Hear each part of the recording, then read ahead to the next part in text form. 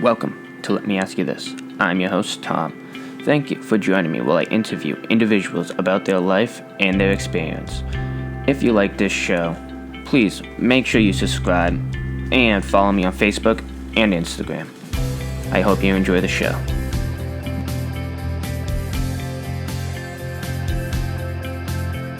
Hey guys, welcome to another episode of Let Me Ask You This. Today I have a special guest, Ernie.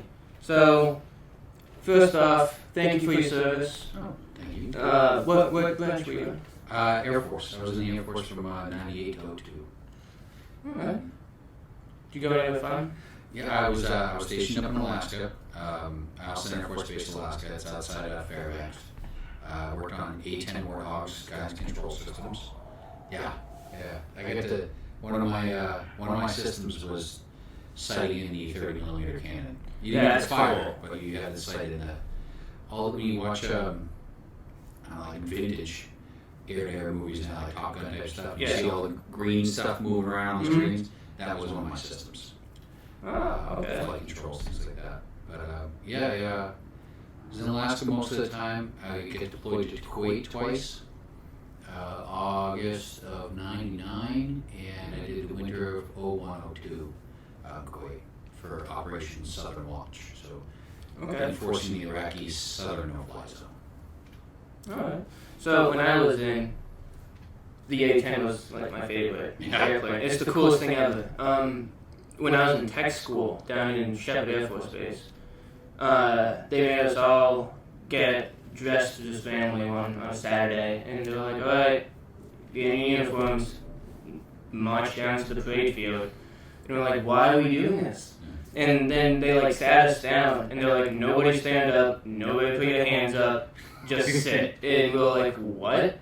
Then we just heard this like roar, and we're like, what's going on? And there was just A-10s flying formations over us. It was the coolest thing ever.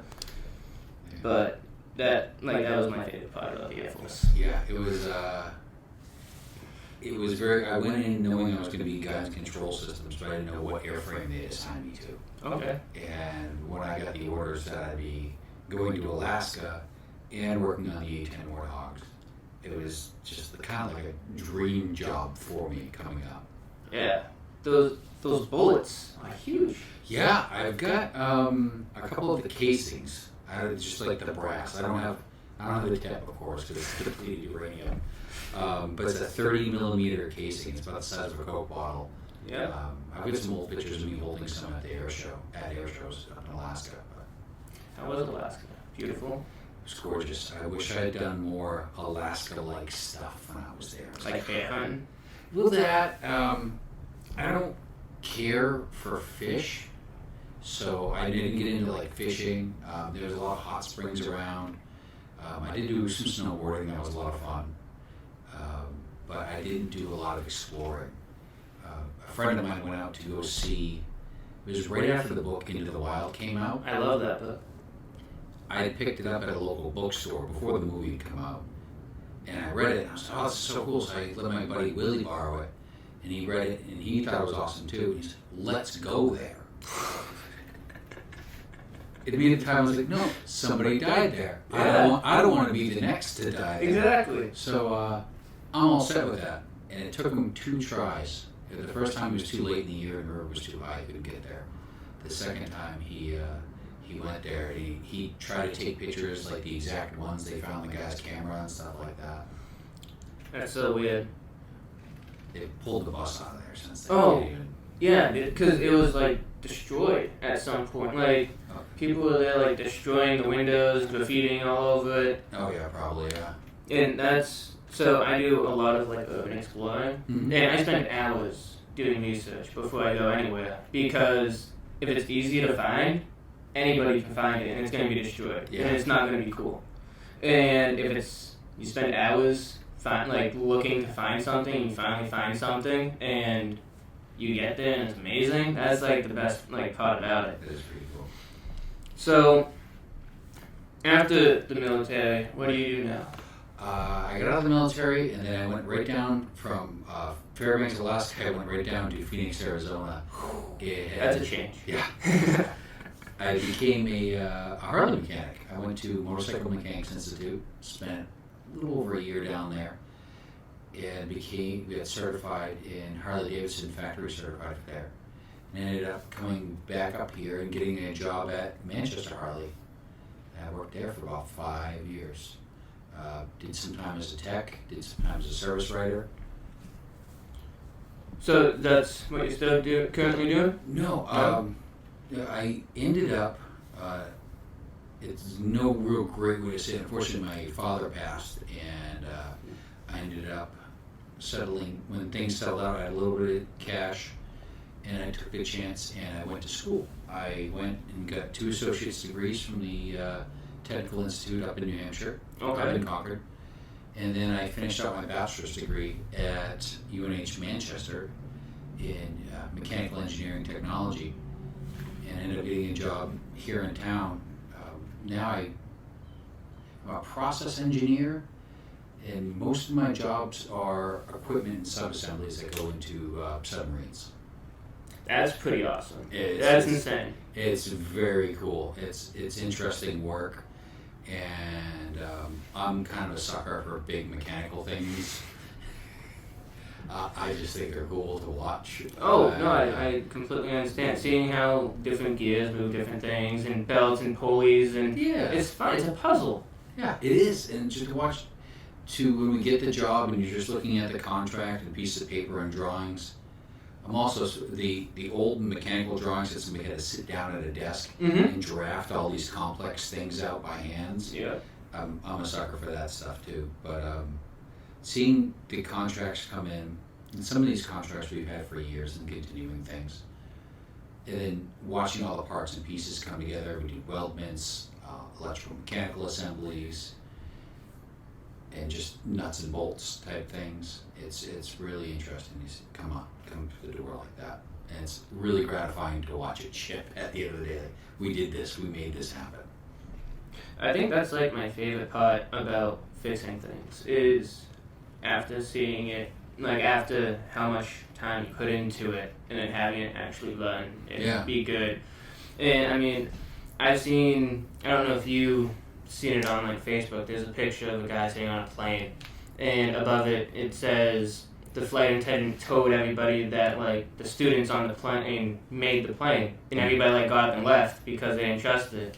And the teacher stayed on, and they're like, "Oh, you have a lot of faith." And he's like, "No, this thing won't even take off." And like, I couldn't imagine that happening. Like just sitting there, like spending all this time on something and then not having it like take off. Yeah. That would be embarrassing, and it's heartbreaking. So, talking about kind of social media, on your social media account, you were posting about AG paintball. What's going on with that? So my best buddy growing up, Rich Staley, known each other since 6th grade when he came into town, if I remember serves right, and we just clicked. We were friends all through grade school, high school, just got along awesome. He actually got me a job at this paintball park when we were teenagers. I worked for a summer there between high school and when I left for the Air Force. I kind of took the summer off, worked at the paintball park. That's kind of fun. Awesome job. Refereeing at a paintball park is a summer job. I was 17. I turned 18 in basic training for the Air Force. I had to get a waiver from my parents to get in. But so after high school, I joined the Air Force. He joined the Marine Corps. And I see the smarter of the two. my grandfather was a Marine, so and I don't want to get beat up, so I'm not going to. Oh, my brother's Marine. Yeah. But so we ended up staying in touch here and there, and we were just starting to really get back together. He was best man at my wedding, hanging out, and unfortunately, Rich lost his battle with PTSD about 5-6 years ago now. And Rich had continued working at the paintball park on and off over the years. Okay. And his family has gotten together, and they put this together. And I don't know what the word's escaping me. The foundation is this year. But I know it's going to be veterans related. And a portion of all the paint sales from that day will be going to a veterans foundation. And there's also a raffle, so people are bringing things in. Like I'm doing my Granite Buffalo thing. Yep. Cutting up bottles. I'm making a gift basket. My wife's making a quilt. One of her aunts is making another quilt. There's always gift certificates and other prizes. And it's going to be a calendar raffle. So you buy a ticket and you get a calendar for the month of October. And that acts as your key. Every day they do a different drawing, so the calendar just tells you that's cool. what drawing they're doing on what day. I like those. Yeah. Yeah, it makes me feel like for a whole month. I'm like, okay, I can win something. Yeah, and I know last year, every night they pulled a name, and they went on Facebook Live, and they pulled the name right in front of you, right from their living room. And so for your one ticket, you're entered in every night of the month. Mm-hmm. So you get this. You're buying 31 tickets. Yep. For the month. It buy as many as you like. It's all going to be going to a Veterans Foundation. There may be some other raffles and things going on there that day. The family handles it. I just help out where I can, and I'm happy to spread the word about it. Get people out there. It's a fun day out playing paintball. I've been out to AG a couple times. Not since I've been back, but when I was in high school, I was a big paintballer, and I loved it. It was always a good time. The energy was always nice. Yeah. But about your friend inside, that is a terrible battle that a lot of veterans have to deal with. Yes. And not to get like political, but especially right now with everything that's going on, I actually just got an email from the VA saying you need to talk about this because a lot of people they served in Afghanistan and then just seeing what happened, it hurt. It hurt me seeing some of that stuff. Yeah. But not to get political, let's continue on with the podcast of your actual Granite Buffalo. Yeah. This is a hobby of mine. I started. My wife was going to online classes at night through SNHU. Okay. She's taking classes at night, so. After the little guys, we have 2 sons together, about to be 7 and 4. Oh, great ages. Yeah, super fun. I love them. They go to bed at night, and my wife would start working away on her classes. She works full-time during the day. Yep. And she was hammering away at these classes at night. We would kind of get reset for the next day, get things cleaned up. And I'd find myself just kind of sitting down watching TV, and I'd be having a drink, and at the time my drink was Johnny Walker Double Black. Comes in this really cool square black bottle. I thought, we need to make like a drinking glass out of this.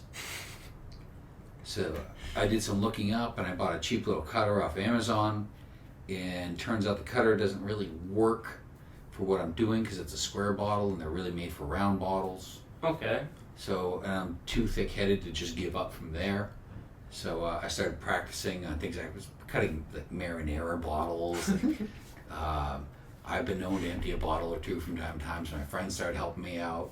And then friends started buying my practice pieces. Not like the marinara stuff, but like if I cut a cool bottle of whiskey or something like that. And actually it just came up the 2-year anniversary.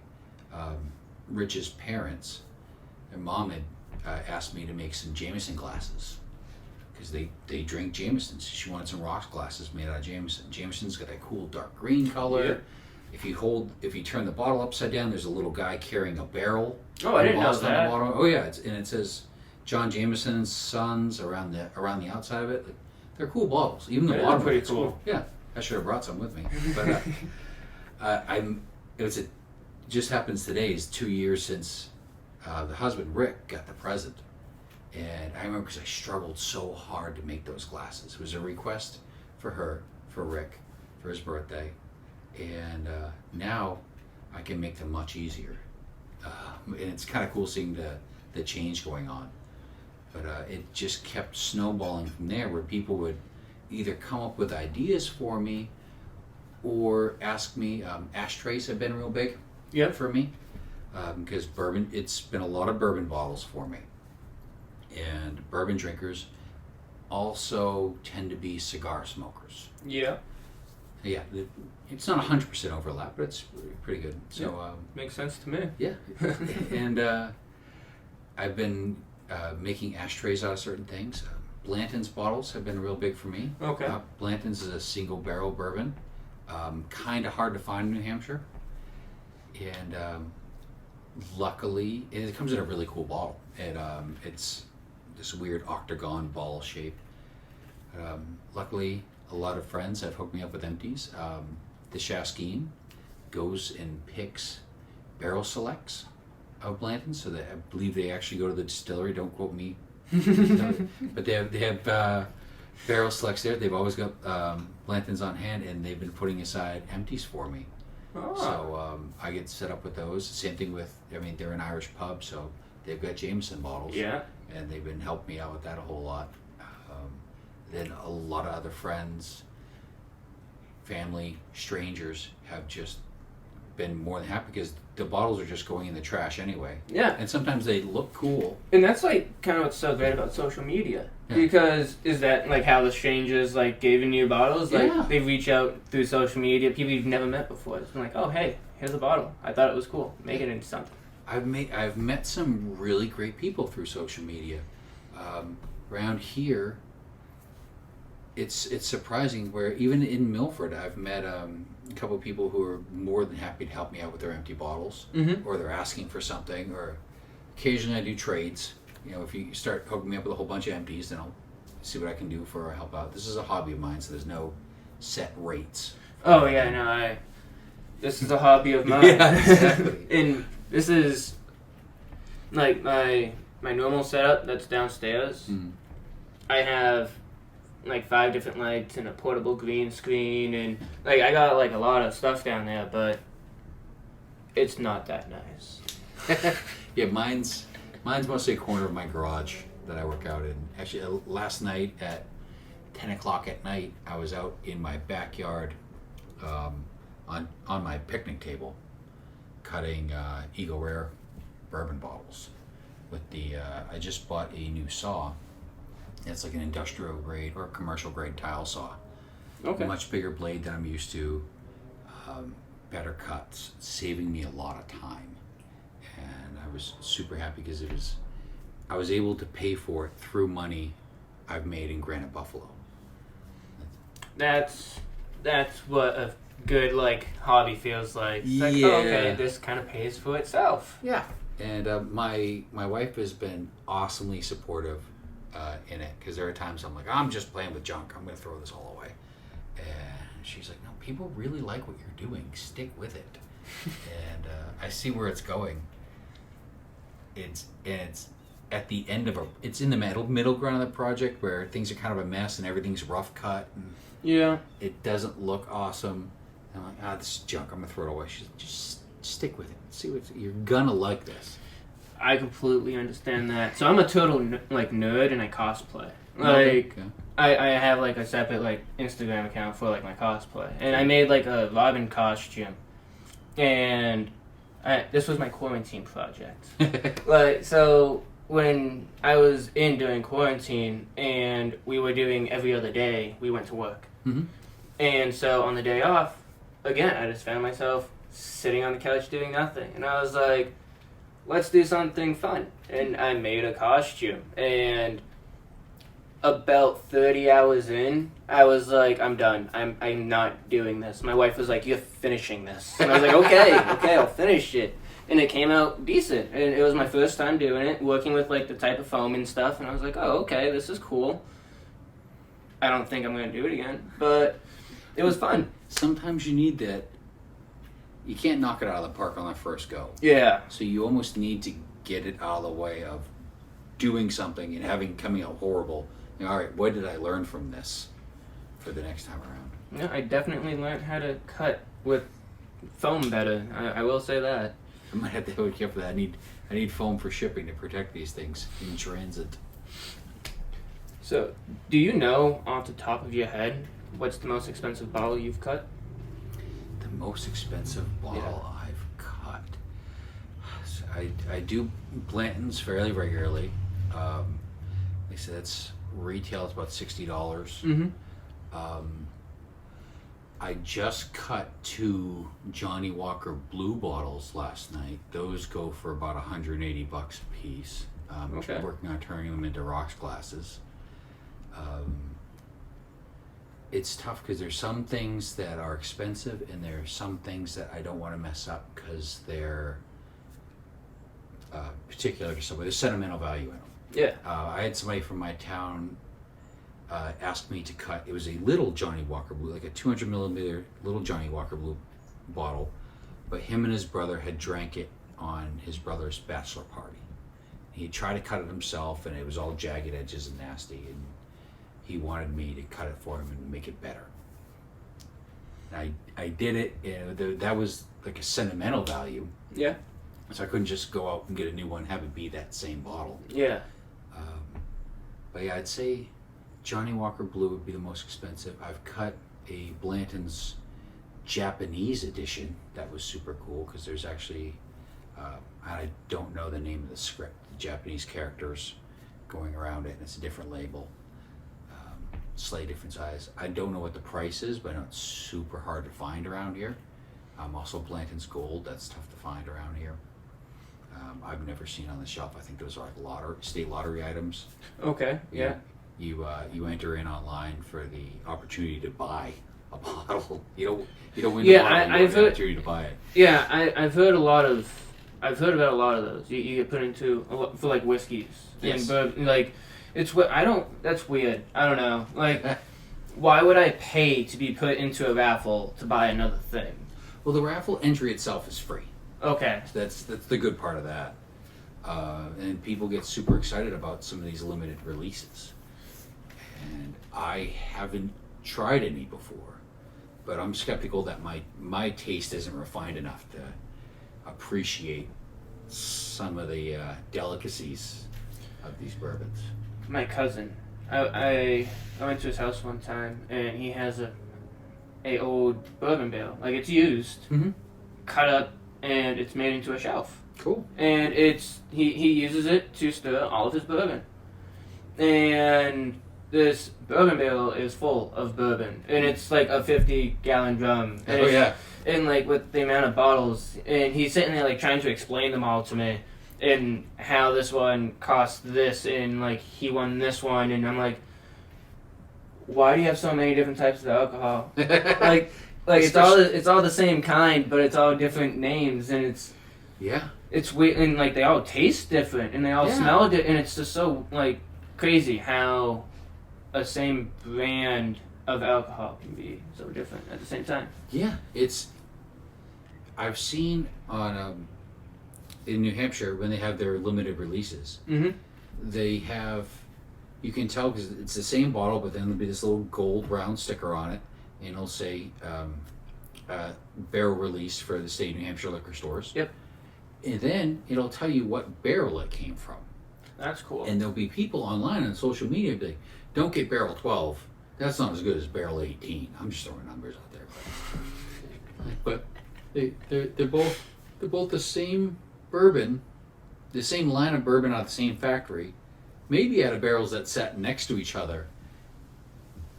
And I don't know if I could grab that delicacy of difference. Yeah, and it's like the wine tastings. Yeah. Like it's crazy just how somebody can smell a wine and be like, this is from France, and it's like, what? I didn't know France had a smell from wine. That's crazy. I do. Most of my personal drinking experience with bourbon has been out of the Buffalo Trace distillery, and I can tell the difference between their different product lines because there's a actual Buffalo Trace is a label, Colonel E.H. Taylor is a label, Blanton's is a label, Eagle Rare is out of there, and I can't tell you which one it is by tasting it, but I can tell you there are different tastes. Okay. And I know that, like, personally out of that distillery, Colonel E.H. Taylor is my favorite. A little hard to find, but not too expensive. Well, I mean, I guess it makes sense because everybody has their vices, and as social media knows, I like to smoke pot. And, I mean, pot tastes different. So, I mean, I guess it makes sense that, like, different strands of marijuana could taste different types of alcohol could still taste different and still be labeled the same thing. It's just crazy how people can just taste the difference and just be able to name it. Like, it's crazy. There's so many different types of alcohol out there. Yeah, and I know a little bit where bourbon has to have certain ingredients in the mash bill to be considered bourbon. There's certain things that have to happen along the way to be considered bourbon. Mm-hmm. And I know that certain ones are wheated where there's a certain content of wheat Yep. in the mash that makes them taste different. And I know that you put it in the barrel for different times. They're usually oak charred barrels, and like where the wood comes from and what other notes are going on there. So again, I've tried to do bourbon reviews on my Instagram page from time to time, and I pretty much just end up saying whether I like it or not. It's just, hey, I like this, go try it yourself. Yeah, it makes sense. I don't think I'd ever trash anyone's bourbon, because it's somebody put a lot of work into whatever it is. Like, even if I don't like it, I would never say this is garbage. I will trash one alcohol, and that's Proper 12. Oh, because is it Conor McGregor? Oh, yeah. Conor McGregor. I don't know why people think that's good. Like, I waited so long to buy it because when I used to drink, I used to love Jameson. Mm-hmm. And I was like, this can't live up to Jameson. Like, Jameson's Jameson. And then I finally spent, I think it was the $45 or $50 for the Proper 12.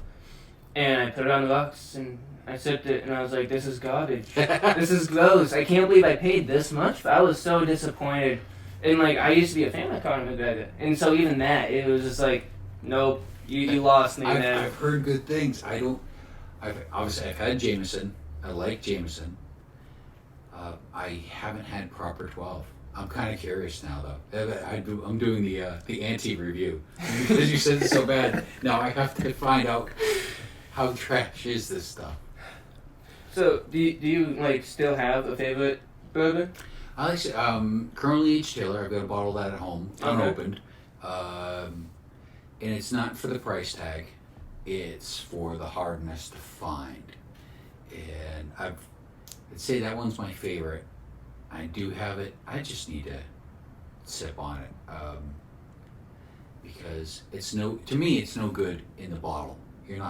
It's not being used to its purpose. It's meant to drink and to enjoy, but it's right at that line for me. Like, oh, I'm gonna wait till I have people over and have some kind of pseudo fancy event where I'll sit around and sip bourbon, which like never happens. Well, it's funny that you say that because I don't even know what type of alcohol it is, but I got it in Africa.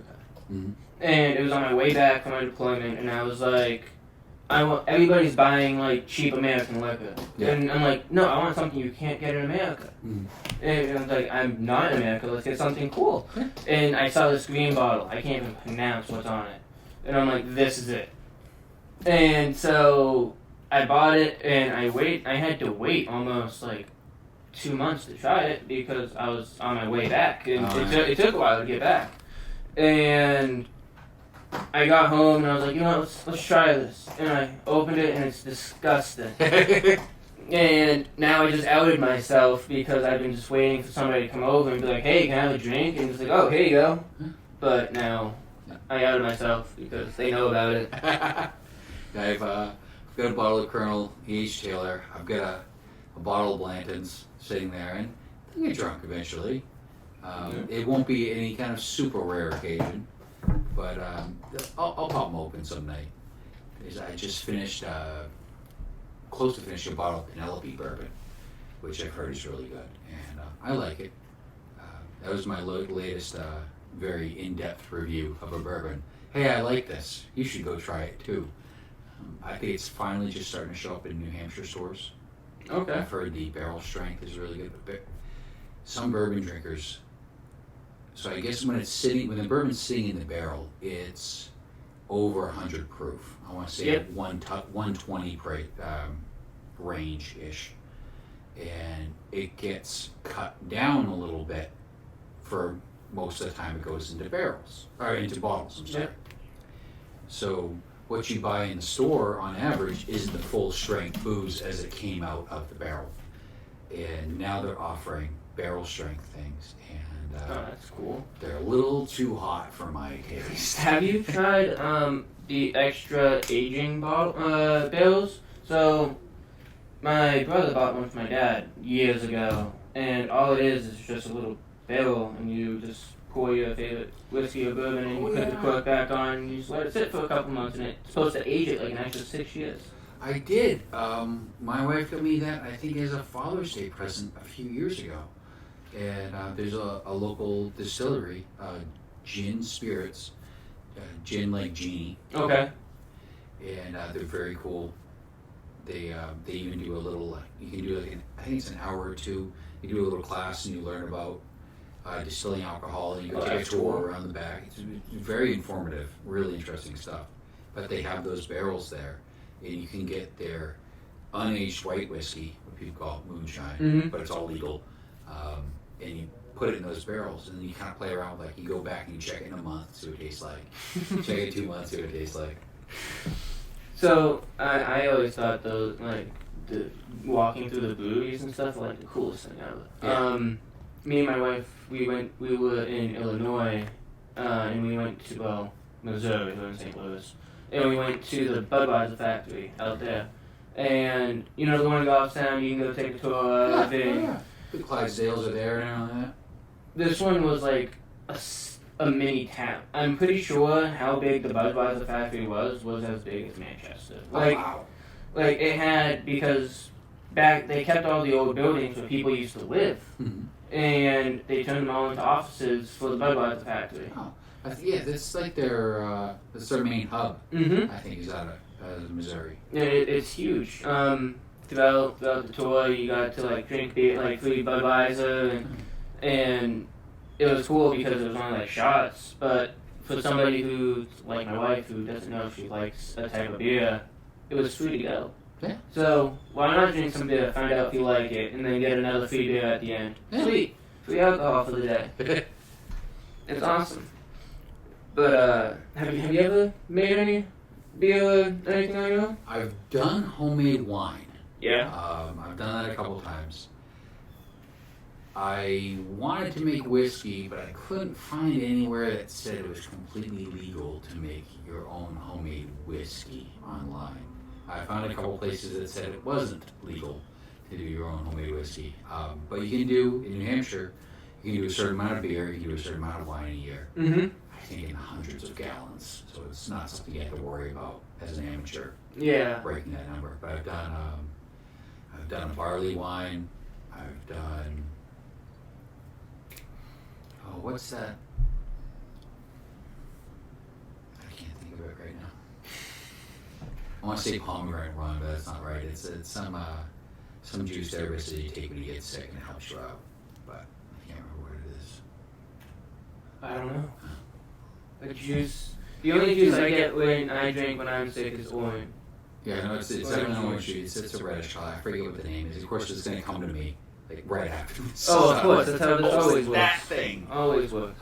I did that. I did a dandelion wine that I didn't realize had to sit around for a year to get really good.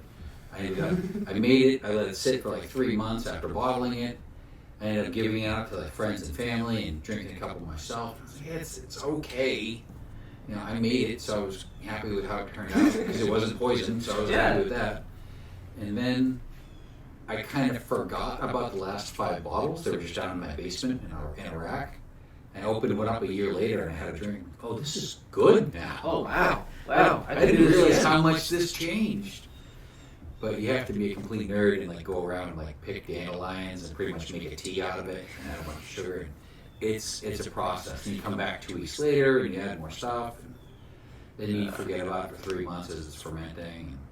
Yeah, it's a lot of work. I've always wanted to. I've never had the space for it. Yeah. And every time I think about it, I'm like, I don't think I've reached that weight yet. Because I've always wanted to make beer. Yeah. And when I hear somebody making beer, normally what I picture is a white man in New Balances trying to escape his wife. That's what I picture. And I was like, I don't think I'm there yet. So, I'm not sure. I did wine because I was trying to push. That's cool. I was trying to push that. the alcohol content on it. Yeah. You can get wine up to about 20%, which is 40 proof, before it kind of tops off, and then you have to distill, and that's where the shady area gets in. So I decided not to push the legal limits on that one. Makes I sense. stopped at the wine.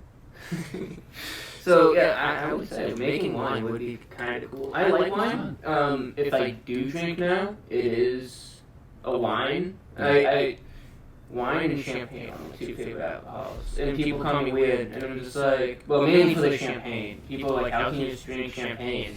It tastes like apple cider. Just sit around in a tux and drink champagne all by yourself? Or? No, not a tux. More like Daisy Dukes and a cut off t-shirt. You know, really classy. Whatever works for you. Yeah, classy. So, well, while you do all of this, how do you maintain everything? As far as... So, like, your job, your family, your hobbies, like, do you have a schedule? Do you... Well, I mean, the job is my 9 to 5. Mm-hmm. I mean, that pays the bills, so Yep. my job's going to come first at the end of the day. Yes.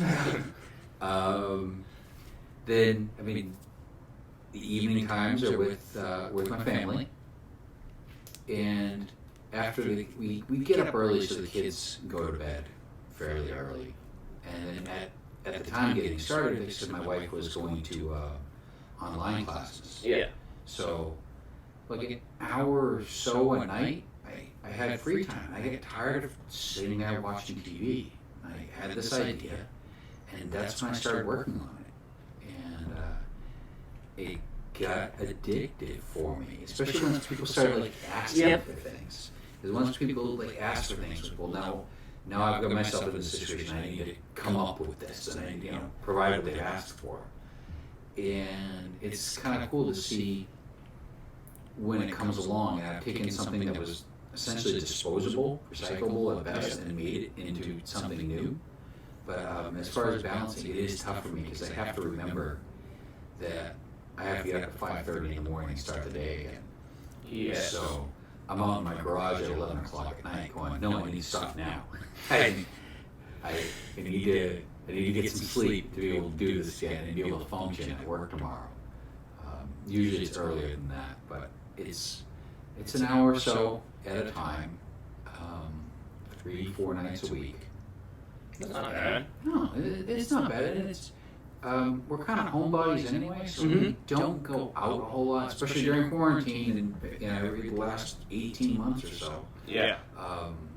We did some projects around the house and trying to hang out with my family and my little dudes during the day and stuff on the weekends. But there's that time of night. So I'm going to go do my thing. And now my wife's working on a quilt for this raffle. So in the evening she's working on that, and I'm working on this. It just works out. It's a good schedule, and a schedule is a really big, important thing to have. And that's kind of why I asked you, because a lot of people they see stuff like this, like us doing our hobbies, and people are like, oh, how do they manage it? And it's like, if you like something, you'll find time. Yeah. And like, I used to wake up in the morning and do yoga and stretch because it made me feel better. Mm-hmm. But then I was more tired, waking up at 5:30, and so I was like, you know what, I'll give myself the 30 extra minutes, wake up at 6, I'll wake up and do the dishes instead. So I have that small accomplishment every morning. Yeah. And I'm like, okay, sweet, today's going to be a good day. I completed one task already. And then I go to work from 8 to 4. And then I have an hour after work where my wife is still working. Either she's working in her office over there, or she's out in the office, physical office. Mm-hmm. And that hour is like my time to unwind. And since it's been summer, this is the first summer I've been out every single weekend. Like, since I've joined the military. Mm-hmm. And I've been super busy this summer, and that's why there hasn't been that many episodes. Like I'm reading 2 books, I'm taking 2 classes, I'm going to work full time. Like it's fun, and you need to be busy. It's great. I love it. Yeah, I didn't like just sitting down and watching TV every evening. It just got a little too bland for me. It's easy. I'm not trying to trash anybody that does. Oh no. That's the thing. Like you can't. Like, we watch TV every night, but we watch something. We're actually watching the Big North right now. It's the makers of Bob's Burgers. Okay. And I like Bob's Burgers. It's about a family in Alaska, and I don't know his actual name, but did you watch Parks and Recs? No, I didn't get into Parks and Recs. Well, man, I can't believe I forgot his name. It's not Nick Offerman, is it? It might be. He has like a mustache, and if you look at him, you're like, this man was raised in Alaska. Oh, maybe. I have a Google right in front of me. But it's a hilarious TV show. But we watch. It is Nick Offerman. Hey, it's the only name I could probably get you off the show. But it's a funny TV. It's 20 minutes long. We both unwind from it, and then either she goes and sews, or I do homework. And that's how we end our evenings. Well, I kind of do that too, where at the end, if I've got to do a stopping point on my thing, she's got to stop point on her thing, and a lot of times we try and pick something that's not too heavy to watch. I don't want to get too deep into something I really have to think about too much for a little bit. That's why we got into watching Letterkenny together. Okay. Letterkenny is hilarious. Every episode I caught myself actually just laughing out loud. And both of us, we just love the humor of it. And that was something we watched, and we burnt through the whole series. And a couple other things. I'm more of a horror movie, zombie movie fan than she is. I've been on So, if there's certain times I'll put on something and she's just, we're just hanging out together. She's not really invested in this show. Well, like my wife can watch horror movies up until like she goes to bed. And if I do that, I'm wide awake and like, okay, who's coming in my window? And I just get to like, it's not that they're scary. Horror movies aren't really scary anymore. No. And it's just, I just watched a movie about some guy breaking into a house to kill somebody. And I live in a house. Did I lock my windows? Yeah. And so we watched The Night Stalker on Netflix. I haven't watched that one yet. That one's interesting. So this guy, he was pretty much mocking the cops. And he would just go to these people, like walk into these people's houses, like make sandwiches, eat their food, and then just like brutally murder them. Huh. Yeah, and he was just mocking the cops because he was just leaving all of this evidence, and they were like, we don't know who it is, because he didn't have a person. He targeted everybody, from children to elderly. Was it based off of the actual Night Stalker? Yeah. Okay. I know I'm a little bit of a true crime guy, so I've definitely heard of Night Stalker. My wife, well, she can watch horror up she goes to bed too. She's more of a paranormal type horror, possessions, things like that. That's the stuff that gets her more interested. I like those because I believe in the supernatural. My wife hates them. She's more of a, let's watch Friday the 13th. Let's watch Saw. Yeah. And I'm like, okay. Saw is disgusting. I can't stand Saw. As much as I like horror movies, I have never seen any of the Saw series. The first one is the most impressive because if you know the story behind it, like, it was these 2 grad students, they pitched this idea of a movie, and the studio was like, no, this isn't going to take off. And so they produced it in one room. And they paid for everything themselves. And they were like the actors, they were the director, and it became this it became this giant movie franchise. And it's like, wow, this is awkward. Like, you guys could have became something, but you weren't. Paranormal Activity, I think, was kind of the same way. It was done super low budget, Mm-hmm. kind of hand stuff in one condo, and it's got huge. The Expendables. I'm looking at it. That's what, yeah. It was like that too. Who Sylvester Stallone pitched the idea, and everybody was like, "This is idiotic." And so he just went to his friends and he was like, "I'm making a movie about killing people. Who's in?" And everybody was like, "Okay, sweet, an action movie." Yeah. I've done thousands of these. I'll get paid for another one. And then they actually had budgeting for the second one, and it was even better, in my opinion. Some people don't like it. They're so funny. They're so bad and funny. And like there was this one part where this guy is doing parkour like across buildings, and he does a cartwheel, and one takes a rocket launcher and shoots him in the stomach, and his limbs just go flying. Like it's so fake and it's so terrible, and it's just hilarious. I love it. So talking about movies. So, my life is interesting, but I know for a fact that I would want Tom Hanks to play my life. Because it would be hilarious. Who would you want to play your life? I thought about it. The best one I could think was Robbie Coltrane, the guy who plays Hagrid in Harry Potter movies. I don't know how good it is, his American accent. He's actually... my son and I have gotten into reading the Harry Potter books, and he loves Hagrid.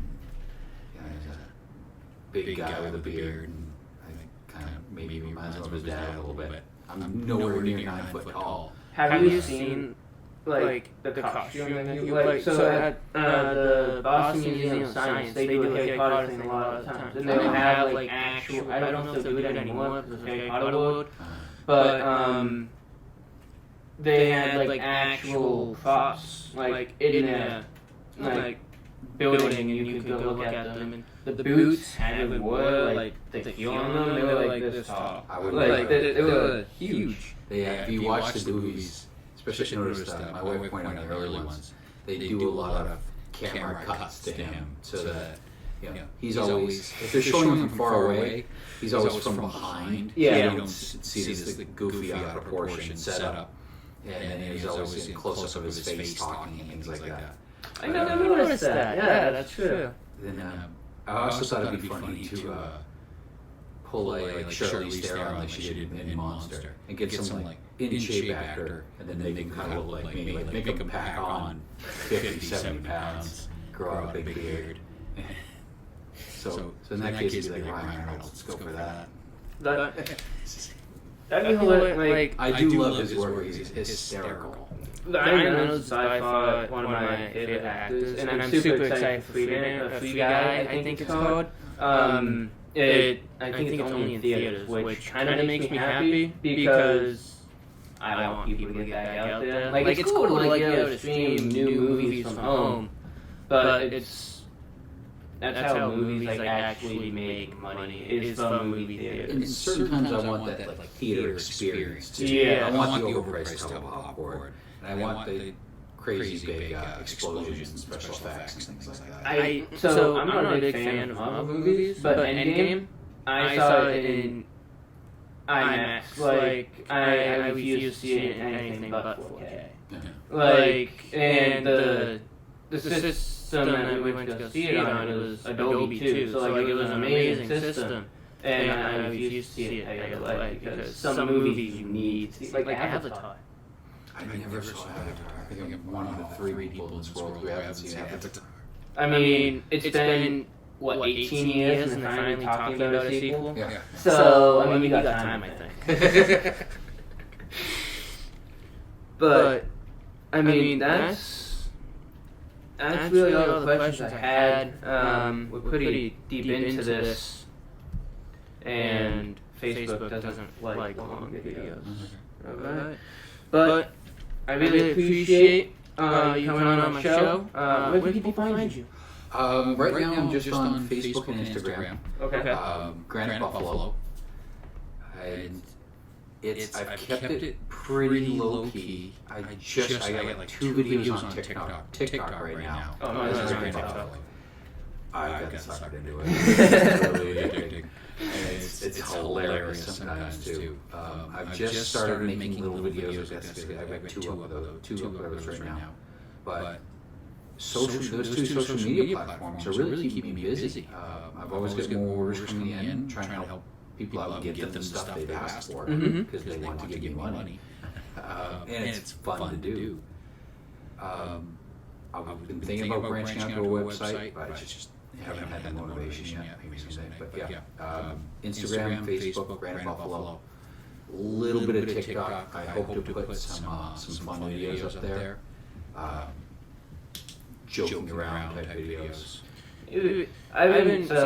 I'm taking a marketing class right now, and they're all like social media presence big. And I'm like, man, I hate social media. I don't. It's always so negative, and I hate it.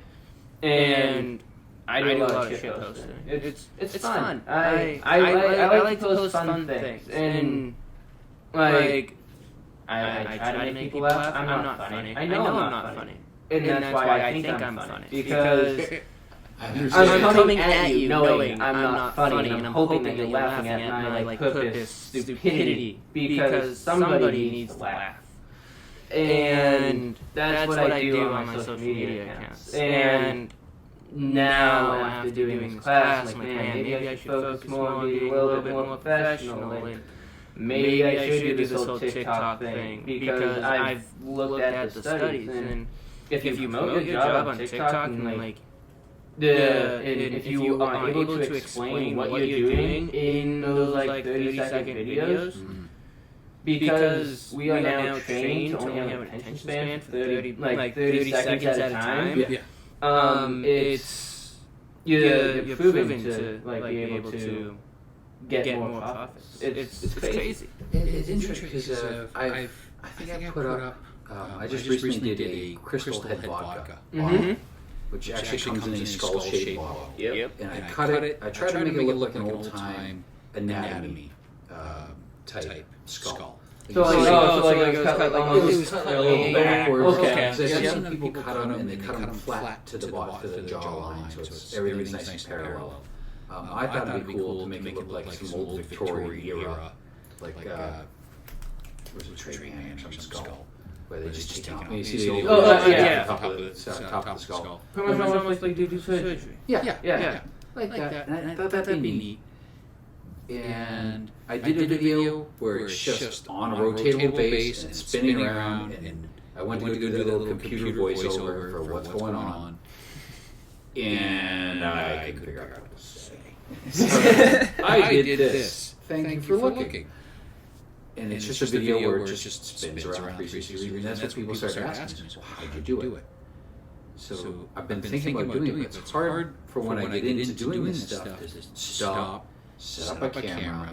All right, here's step one. Here's how I do it. Cutting this, and a lot of it's probably pretty boring to some people.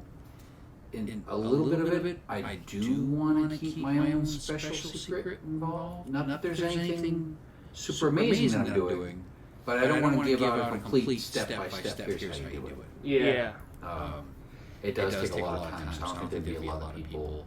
A blank ashtray will take me 4 or 5 hours to do. Ooh. So I don't think there are a lot of people that will spend that time on the regular. Yep. But this has become my hobby, and I really enjoy doing it. So I will spend that time on the regular. Hopefully knock that time down. That's part of the fun for me too, is trying to do it better and faster. Oh, I understand that. Like, the way I have this set up now is completely new. This is actually my first podcast that I'm actually going to be stitching the voice over the video. So, now that's the end of the video. Yes, my lips are probably not lined up with my voice, because this is going to be my first go. Sorry. But now you know. You're not crazy. But Ernie, thank you for coming on my show. I appreciate it. Guys, if you want to come on my show, send me a message. You're more than welcome. I'll talk to you about anything and anyone, as long as it's legal.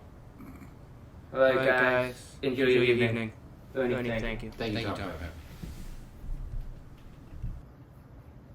See? It's just an interview. Super Well, easy. it's just a conversation. Yeah. See? Hey, I totally forgot on my car. I brought you stickers if you want a couple stickers. Ooh.